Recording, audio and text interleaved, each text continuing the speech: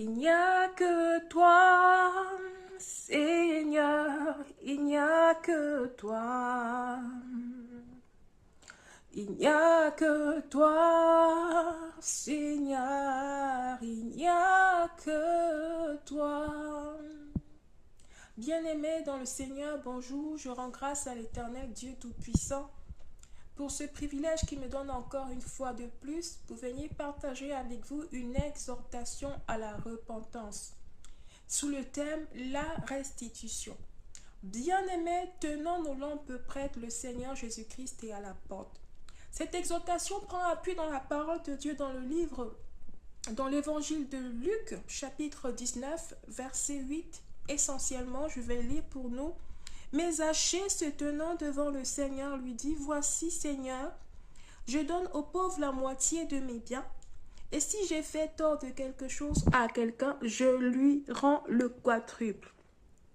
Amen. Bien-aimés dans le Seigneur, Dieu accorde une importance particulière à ce que nous restituions nos voix.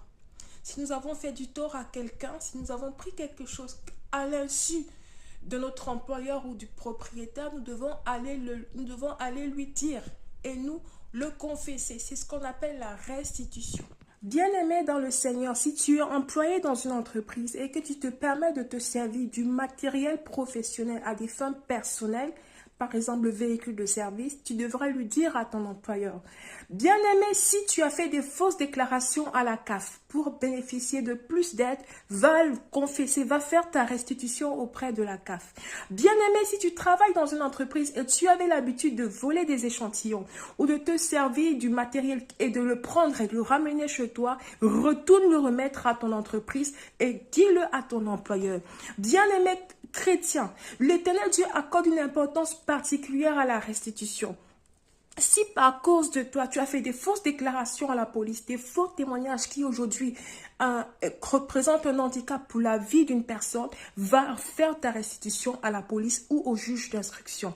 Bien-aimé dans le Seigneur, si tu es une femme par exemple mariée, tu as commis des infidélités, tu as eu des enfants avec ton mari, mais il y a certains enfants qui ne sont pas de lui, dis à ton mari, celui-ci n'est pas de toi.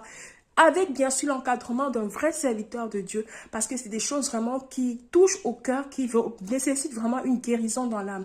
Bien-aimé dans le Seigneur, si tu es un homme marié et que sans avoir le départ, mais tu ne le dis pas à ta femme, tu as des enfants dehors avec une autre femme, bien-aimé, frères et sœurs, frères dans le Seigneur, confesse-le à ta femme, va faire ta restitution avant qu'il ne soit trop tard.